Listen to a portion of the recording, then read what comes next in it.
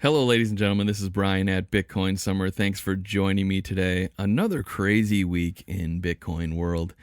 We had a nice pop above 48,000 this week, so a nice little pop from the lows. And now we're sitting, just below 48,000, so nothing to worry about. But it's been a little choppy. A little increase in volume this week, which has been interesting to see. It's been interesting to see the mempool fill up again, and it's been kind of languishing at 1 sat per byte, and now it's been kind of averaging 10 to 15 sats per byte on average in the next block. And I just think that's a good sign for miners coming back online and the strength and security of Bitcoin. And for the next difficulty adjustment, it's going to be raised. So that means that miners are actually not only keeping up with it, but they're outpacing the 10-minute block. So I think it's all positive signs, and a positive sign that this price is going to be moving up pretty soon here. And that's, we're not doing short-term predictions here, but it's just fun to kind of look at these things as far as where we are in the world of Bitcoin. And so today we're going to be doing channel management, and I'm going to be doing a tutorial on how to set your fees so you can still promote flow between your channels and also at the same time be profitable. So how do we do that? How do we set it up? How do we use our trial and error to make sure that our fees aren't too high or too low? So before we jump into that, I want to talk about what's going on in the broader macro picture and things that don't even have to do with Bitcoin. And these I always look at as a buying opportunity. And why do I think it's a buying opportunity? Because it has nothing to do with the underlying fundamentals of Bitcoin. And what's going on in the world today is basically the bond market in China is completely collapsing. And not only the bond market, but the bond market tied to real estate. And if that doesn't ring a bell, I want to remind you all of the financial crisis and the housing crisis of 07, 08.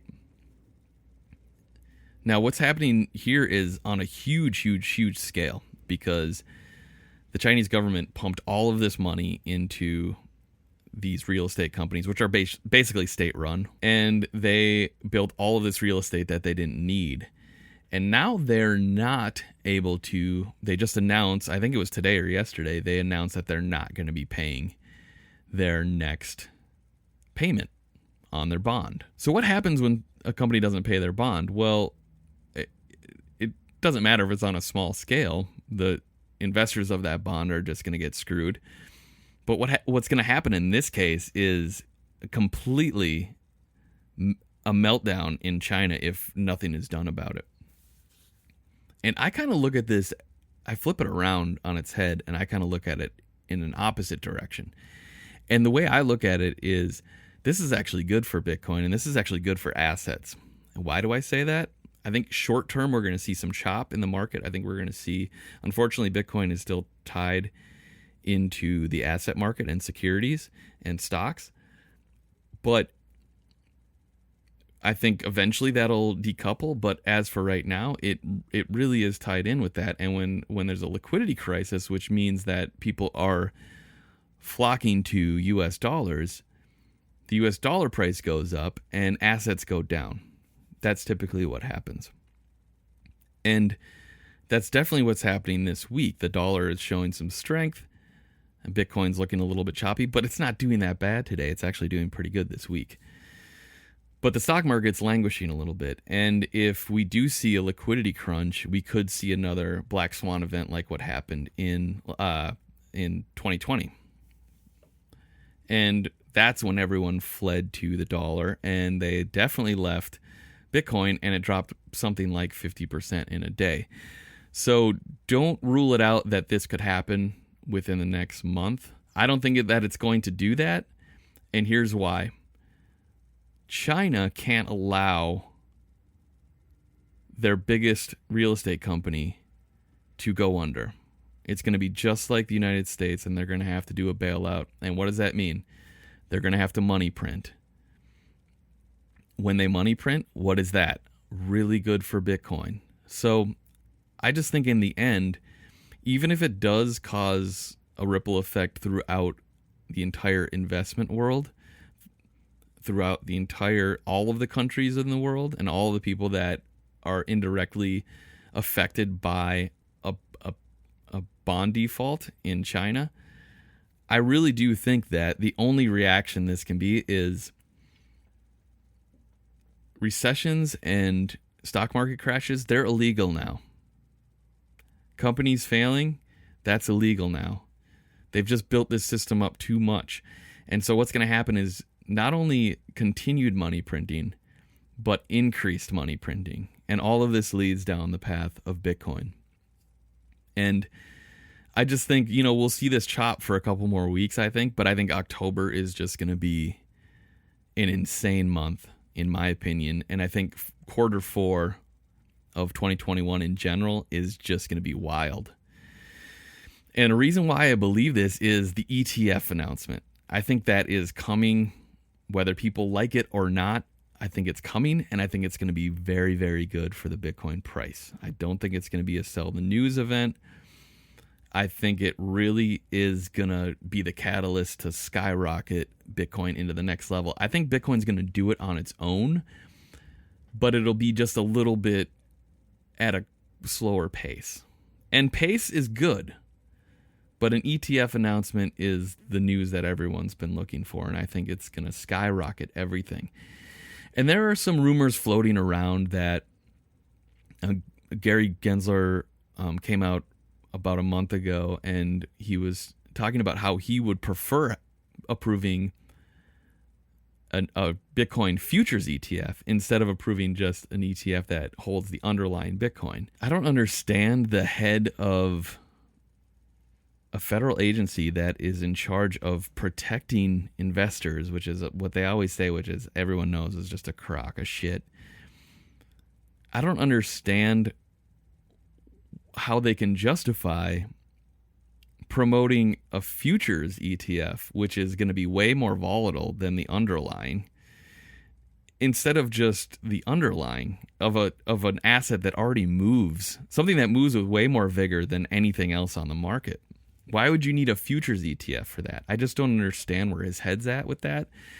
I mean, his head's obviously not anywhere to be found, because that doesn't make any sense. So I don't know who he's trying to fool with that, but it doesn't make any sense to me. I want to look at it into a little bit more and just see where his logic is there. But I think if a futures ETF does come first, that'll be just as fine.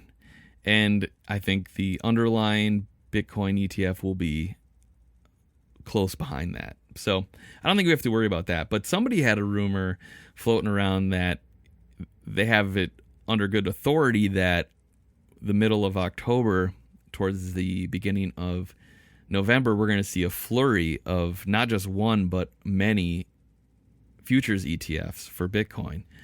And if that's the case, that's going to be huge. And so whether it's GBTC, which is the Grayscale Bitcoin Trust, whether that gets converted into an ETF or not, I think it's inevitable. But if that happens first, that would be good for people who are holding GBTC in their retirement accounts right now. So full disclosure, I hold it in my IRA account because I'm not allowed to hold Bitcoin in that. So it's a tax shelter, but not only that, I can buy GBTC shares. So I've been gobbling those up because they've been on a huge 15 to 20% discount almost all summer.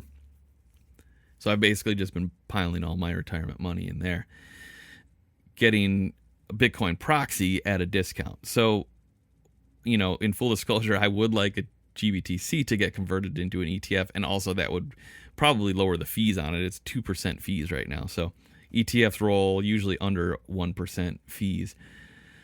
So it'll be interesting to see, but I don't care either way. I think a futures ETF and I think definitely a regular ETF would be better for the ecosystem. But either ETF approval first doesn't matter to me. I think it's going to be wildly bullish for the Bitcoin price in the short term.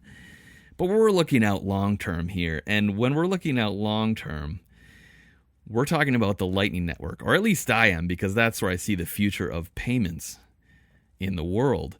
And so as a node runner myself, I want to make sure that I'm balancing my channels and making sure I'm setting the right fees and making sure that I'm not losing my Bitcoin in the process, because you can set up a completely functional channel on your node, but that doesn't mean that you're going to make money off of it. And I don't really worry about making money. I didn't get into it to make money, but I don't want to lose my Bitcoin. So I'm going to go through how we balance our channels and not do it in an expensive way and do it in a profitable way. So there's a couple different techniques. There's even code that we can put into our node, which I'm not a tech savvy person, but I did it. You guys can do it too, and I'm going to show you how to do it on this tutorial. So check it out. Thank you for joining me today on Bitcoin Summary.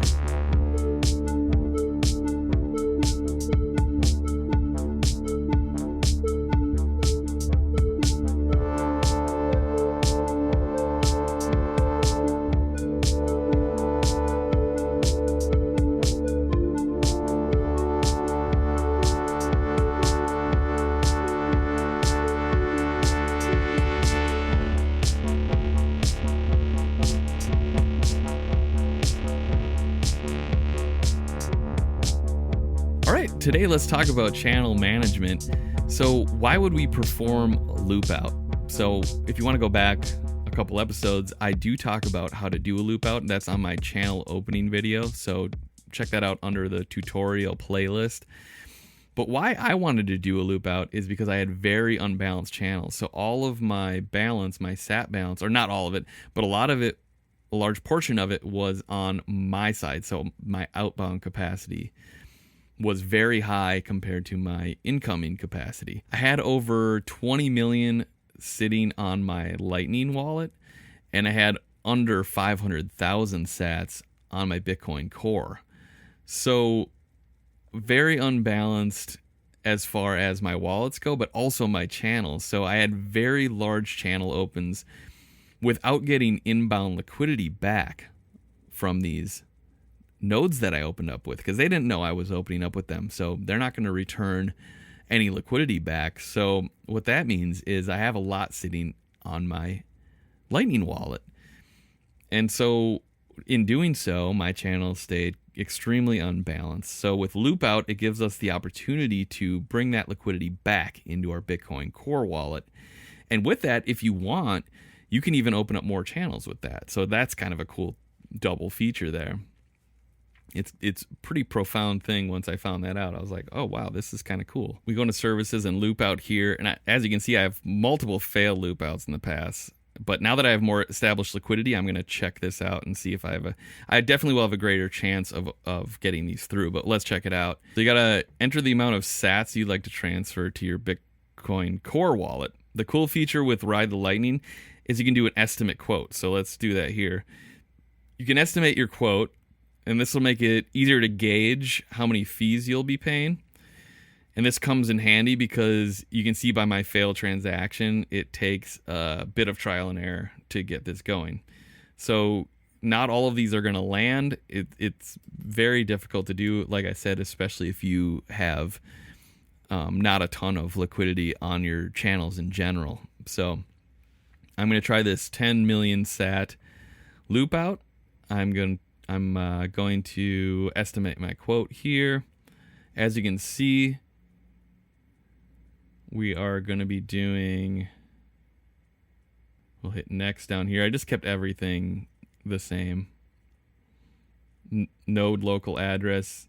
And then I'm going to go down on the bottom and initiate the loop out. And loop out request details. So it got placed successfully, but that doesn't mean it went through. And let me just, spoiler alert, it did not go through. So I ended up doing it on Lightning Terminal, and I did a 2 million sat loop and an 8 million sat loop to get that 10 million across the line. So that ended up being a little bit more expensive than I wanted it to be, but fees were really low. It was around 1 sat per byte on the mempool. So it wasn't that big of a deal, but it is 30,000 sats per transaction, so it kind of eats into your cost there a little bit. So the loop results, like I said, so now it worked on Lightning Terminal, and now look at my Bitcoin wallet. I have over 10 million sats on there. So now I can open up new channels. So why do we need to rebalance? So my goal here is to fix the imbalance for this Diamond Hands channel and the Wallet of Satoshi channel at the same time. And the way I do that organically, and this is according to a guy on Twitter named Lorax, he's a profitable node runner, and I'm going to be talking much more about later.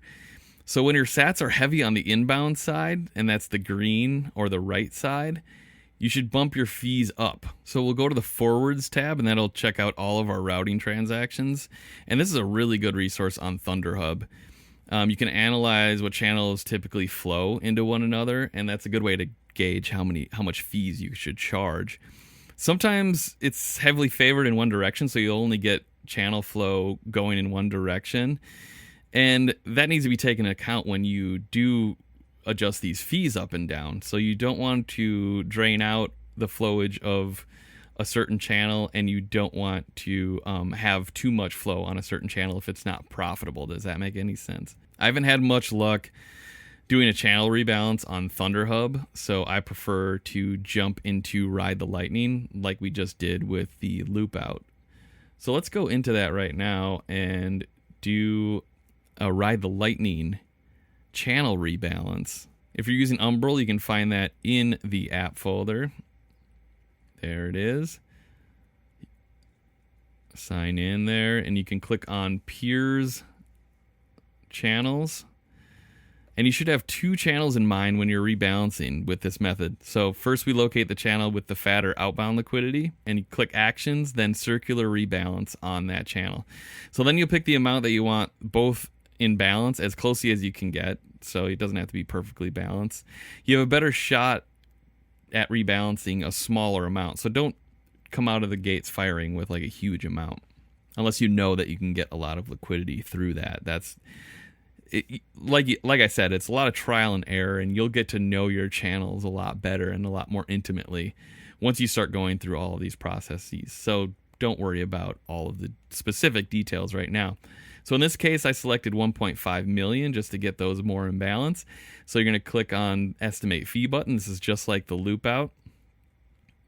It'll take a second to run through a couple routing options for the rebalance when you hit the Estimate Fee here. So give it a little second. So with Ride the Lightning, you can either select a specific SAT limit, or you can do a parts per million limit. So that's a SAT per million that goes through a transaction.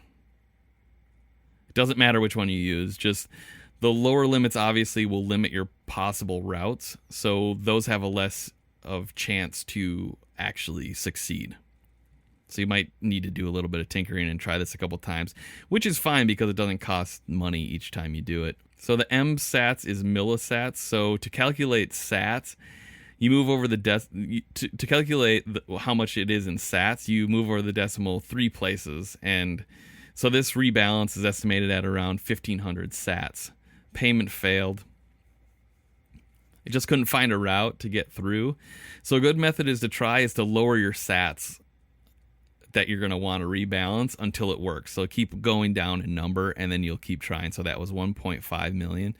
It doesn't cost you anything, like I said, to go through. So if your desire is to keep a node profitable, and to be honest, this should be really everyone's goal, because you don't want to lose Bitcoin, this is where you're charging the appropriate amount of PPM comes into play, and this is where you need to get really technical with it. In order to get this transaction to work, it'll only cost me about 66 cents, which is great if you can keep the channel flowing with parts per million set over 1,400 sats. So if I'm able to get flowage on this channel for 1,400 sats, then this transaction would make sense. So here I'm jumping ahead of myself a little bit, but see, now the total is going to be, you move over the decimal place 3 places here. It's going to be 1,400 sats, which was my cost here that I paid actually. And I'd have to charge that per million, because this was at 1 million. I switched it to 1 million sats now. Now I'm going to charge over 1,400 sats. That's the break even, just to make this profitable. And with the way that my node flows, I can assure you this was going to slow routing to a trickle, if not completely stop it whatsoever. So with my business mind ticking, it's obviously not a sustainable solution. And I'll explain exactly how to solve this setup problem with an automatic rebalance system and an automatic rebalance program that you can put onto your Umbrel. And on your other nodes too as well, but I'm going to show you specifically how to set up the Umbrel node. But before I do that, let's take a closer look at passively balancing our channels with some advice from our friend Lorax. So who is Lorax? So he runs a successful node. It's a profitable node, and he did it in a short period of time. So I do want to take advice from him on how to improve it. So this interested me about just setting it and forgetting it, because that's what I was doing before. And his point is consistently you have to tweak your fees in order to drive flow in certain areas. So you need to set your fees lower when you have more outbound capacity and higher as it gets depleted. That's what he quotes here. So I just did this one-sided channel open with Wallet of Satoshi for 2.5 million sats, as you can see here on my Thunder Hub. So how should I set my fees right off the bat? So as you can see, all the liquidity is sitting on my side of the channel here. And what Lorax is saying is in order to attract some liquidity on the other side, organically, you can allow no fee routing through your node. And that will push liquidity onto your other side so you can have inbound liquidity. And as you can see in my example here, by doing this in less than a day, I already had a couple transactions coming through. So it already started to work. I already had that 2,000 sat balance, as you can see here. Now let's take a look on the opposite side where the liquidity is heavily on the inbound side of the channel. So in order to discourage routing in that particular direction, it makes sense to raise the fees, as Lorax says. So I've already done that in this case, so I already raised it to 500 parts per million. So this one was recently perfectly balanced, so it's easy to see what direction this channel is flowing. So that's just, you'll just get to know all these channels. It makes sense to at least slow the flow on this one because it's draining out very quickly. So what you don't want to do is charge too much that'll completely stop the flow. So just watch out for that. This is absolutely the best part about running my node. It's just the game theory of it all, and it's just the microcosm of supply and demand. It's a little tiny video game, that you get to balance these sats out. So that's really, really cool. So I looked into these automated fee rebalancing scripts, and a bunch of these geniuses have come up with these, and the coding just seems a little too much for me, but this came out and it says specifically for Umbrel or other non-techie node runners. So it was kind of speaking to me directly, and so I wanted to jump into it, and I wanted to create a video on how to show you guys how to do it as well for all those non-tech savvy people like myself. So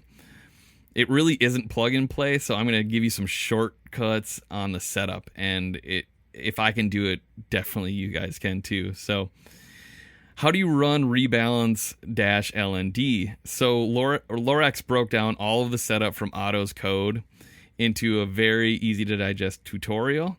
And so this video is going to act as a tutorial of his tutorial. So standing on the shoulders of giants here. Anyways, this seems like it's written for me, so let's jump into it right now. So let's jump into the first step here, and that is going to be opening an SSH. Okay, perfect. So what is an SSH? I'm already hitting a roadblock here. I ran a few lines of code for a terminal on my Mac before, so I knew at least where the terminal was. And my family's first computer was an IBM, and we had to run Frogger. We had to do the run command in Frogger. So just to play a video game, I had to run code back in the early 90s. So this has gotten a little bit more complicated since then, but I at least, I had to kick off the dust a little bit here and get into this. So what you're going to want to do is open up your terminal, and that's the one with the old-timey font. Here we go, SSH-T, Umbrel at umbrel.local. All right, type yes into here, press enter. It'll ask for your password, and this is the password you use to log into your Umbrel. The default is moneyprintergo with 3 R's, but it's the new password if you've changed it already, and I highly suggest you should have changed it already. So hit enter, and now we have an Umbrel terminal open up directly on your personal computer. All right, next step, step 2, is to create a directory on your SSD to put the script. This way, when you update your node, you don't have to reinstall this, so that's really cool. This one caused a little bit of trouble for me, but let me show you what I did to save you a bit of time. We hit a big snag if we follow the rules directly. So I went for some help on the terminal, but it turned out to be more of a command prompt issue than anything. So what I did was I logged into Umbrel Community Forum, and sure enough, people had the same issue. So this is always a great resource to go to, by the way. It's the community page on Umbrel. It turns out we were just missing sudo, S-U-D-O, before the mkdir directive. So we'll type that into the command line and type in the exact directory edition and hit enter. It'll prompt your password again. So I won't show you that here, obviously. All right, so moving on to step 3, we're going to clone the GitHub directory. So I took the advice from the community and I set up step 3 into 2 different steps. So step 1, I open my directory with the command cd, and it will give you a prompt with that directory open. All right, and there it is in purple. Now that that step's complete, step 2 of step 3, we will use the git clone command, but this I had a bit more trouble, so let me walk you through that. Yeah, as you can see here, I had a bit more trouble with this one, and I tried a couple different things, and I couldn't really figure out what I was doing wrong. So I had my correct directory open, but I just couldn't figure out what the deal was. I kept getting red error signs here. So I jumped the gun a little bit, and I tried to install the file I needed without using git clone. Don't be me. So I tried all sorts of combos and commands, and since I was confused by the wording of the directions, but finally I had success again with entering sudo, so sudo.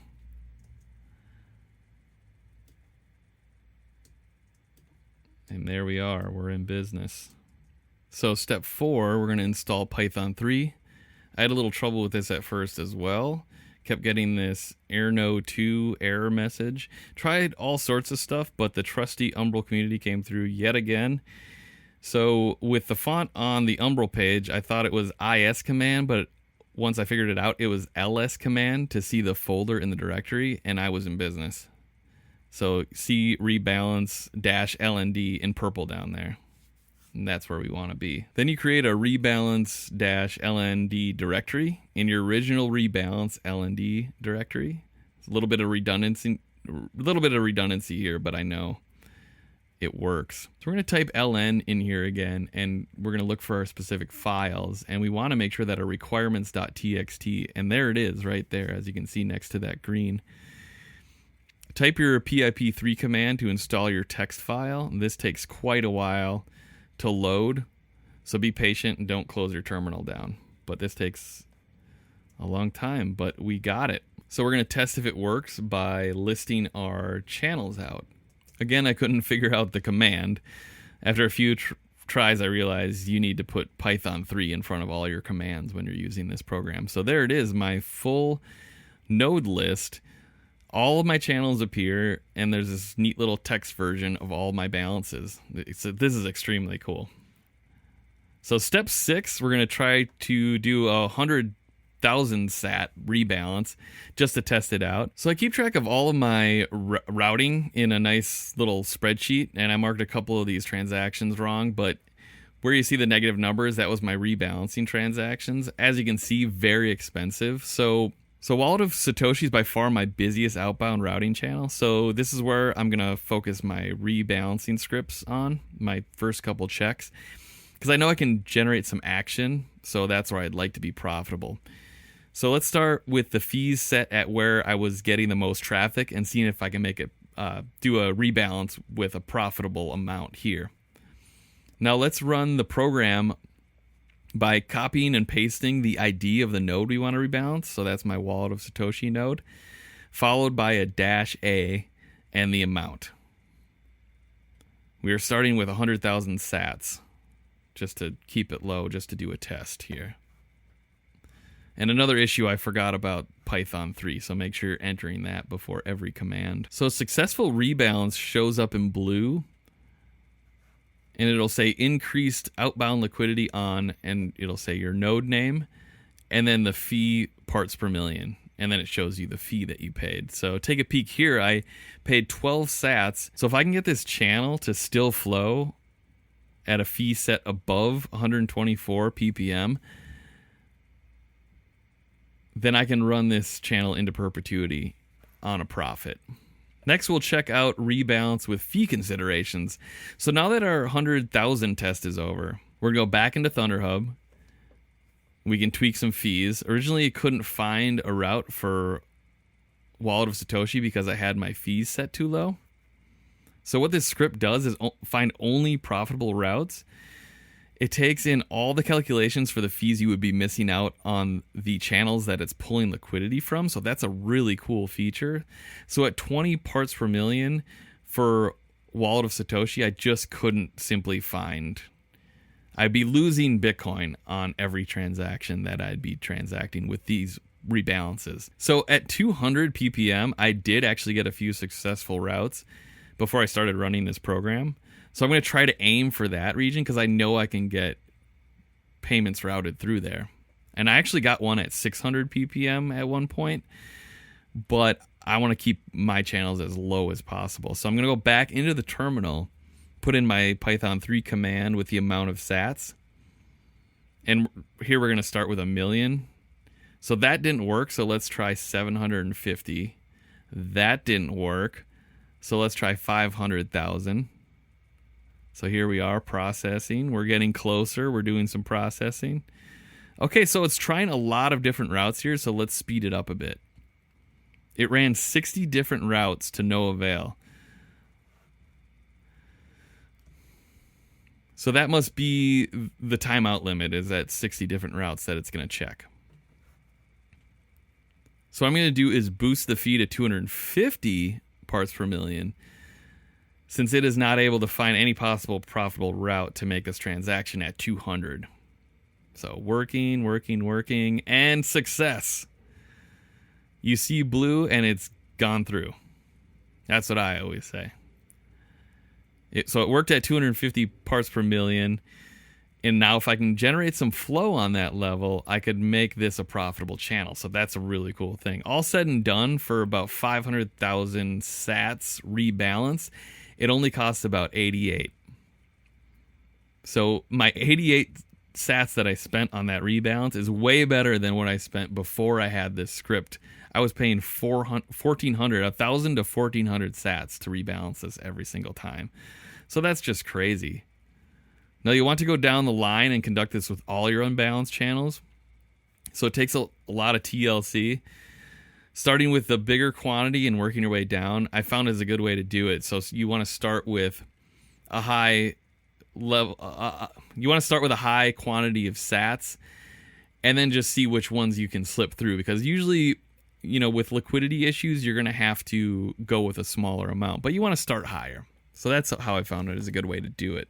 But I don't know about you. I don't have a ton of time to dedicate to sit and rebalancing channels all the time. So step 7 is setting up the automation feature. And in an effort to not pile too many things onto this video, I'm going to be doing an automated rebalance video, standalone, and that'll be coming soon. So please subscribe so you're not missing out on all this content coming down the road, because we're going to be getting really deep into the Lightning Network.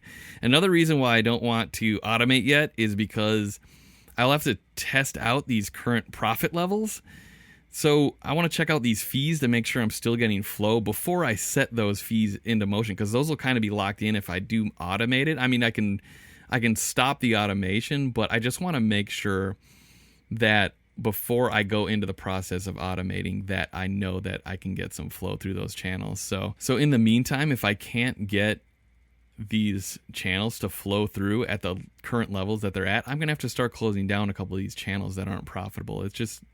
it's not economical to keep them open. They're just going to be sitting there. So I can try it in the organic way by lowering and raising fees to zero sometimes in certain cases just to get an organic move back. But if it's channels that I just haven't seen a ton of action in, I might have to start closing them out. So I'm going to stop right there. Thank you for joining me today. Any questions or comments, please leave them in the comments or send me an email on the website.